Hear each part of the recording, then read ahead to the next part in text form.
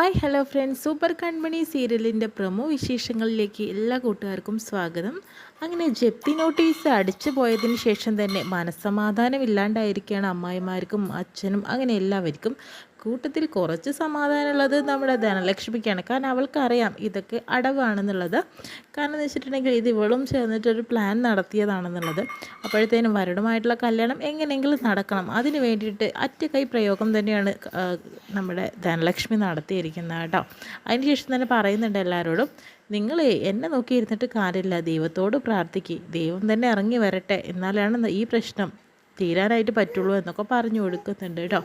ആ സമയത്ത് തന്നെയാണ് ദേവദൂതനെ പോലെ തന്നെ വരുൺ അവിടേക്ക് വന്നിറങ്ങണം. അതുതന്നെയാണല്ലോ അവരുടെ പ്ലാനും. അങ്ങനെ വന്നിറങ്ങുന്നുണ്ട് കേട്ടോ. അപ്പോൾ ഈ അവസ്ഥകളൊക്കെ പറയുമ്പോഴത്തേനും വരുൺ പറയുന്നുണ്ട്, ഈ ജപ്തി നോട്ടീസ് എൻ്റെ വീടിൻ്റെ മുന്നിലാണ് ഒട്ടിച്ചിരിക്കുന്നത്, ഇതെൻ്റെ വീട് തന്നെയാണെന്നൊക്കെ പറയുന്നുണ്ട്. നിങ്ങൾക്ക് എന്ത് സഹായം വേണമെങ്കിലും ഞാൻ ചെയ്തു തരും. കാരണം എന്ന് വെച്ചിട്ടുണ്ടെങ്കിൽ ഇതെനിക്ക് സ്വന്തമാണ്, ഇതെല്ലാവരും ഇവിടെയുള്ള എല്ലാവരും എന്നൊക്കെ പറയുന്നുണ്ട് കേട്ടോ. അപ്പോഴത്തേനും ധനലക്ഷ്മി പറയുന്നുണ്ട്, എനിക്കിപ്പോഴാണ് ഒന്ന് ശ്വാസം നേരെ വീണത്, ഇങ്ങനെ പറയാനെങ്കിലും ഒരാൾ ഞങ്ങളുടെ കൂടെ ഉണ്ടല്ലോ, അതുതന്നെയാണ് വേണ്ടത്. അമ്മായിമാർ അപ്പോൾ അമ്പരന്ന് നിൽക്കാട്ടോ ചെയ്യുന്നത്. പക്ഷേ ഇതിൽ നല്ല എതിർപ്പും. കാരണം വെച്ചിട്ടുണ്ടെങ്കിൽ കൺമണിക്ക് എല്ലാ കാര്യങ്ങളും അറിയാം, ഇത് വരുണിൻ്റെ പ്ലാനാണ്. കൺമണിയെ കിട്ടാൻ വേണ്ടിയിട്ട് തന്നെയാണ് വരുൺ ഓരോ കാര്യങ്ങളും ചെയ്തത്. അപ്പോൾ കൺമണി പറയുന്നുണ്ട് വരുണിനോട്, ഞങ്ങൾക്ക് ആരുടെ ഈ സഹായമൊന്നും വേണ്ട, ഇത് ഞങ്ങൾക്ക് ഒറ്റയ്ക്ക് തന്നെ നേരിടാനായിട്ട് സാധിക്കും എന്ന രീതിയിലൊക്കെ പറയുന്നുണ്ട് കേട്ടോ. അപ്പോഴത്തേനും വരുണും അച്ഛനും ഒന്ന് നാണം കെടുന്നൊക്കെ ഉണ്ട്.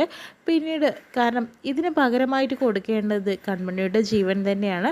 അപ്പോഴത്തേനും ധനലക്ഷ്മി അമ്മായിമാരോട് പറയുന്നുണ്ട്, ഇപ്പം മനസ്സിലായ വരുണിൻ്റെ വില, അവനുണ്ടായതുകൊണ്ടാണല്ലോ ഈ ഒരു പ്രതിസന്ധിയിൽ നിന്ന് രക്ഷപ്പെടാനെങ്കിൽ ഒരു വഴി പറഞ്ഞു തന്നത് എന്നൊക്കെ പറഞ്ഞു കൊടുക്കുന്നുണ്ട്.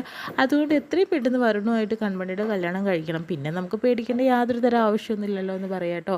അപ്പോൾ കൺമണിയുടെ ഈ ഗതികേട് ഓർത്തിട്ട് അച്ഛൻ ഭയങ്കര സങ്കടത്തിലാണ്. കാരണം ധനലക്ഷ്മി അതുപോലെ തന്നെ മനോജൊക്കെ ഇനി ഒട്ടും താമസിപ്പിക്കാതെ തന്നെ വരുണുമായിട്ടുള്ള കല്യാണം ഉറപ്പിക്കുന്നുള്ള കാര്യത്തിൽ യാതൊരു സംശയമില്ല. കാരണം കൺമണിക്ക് വിശ്വാസമുണ്ട് ഒരിക്കലും വരുണുമായിട്ടുള്ള കല്യാണം നടക്കില്ല എന്നുള്ളത്.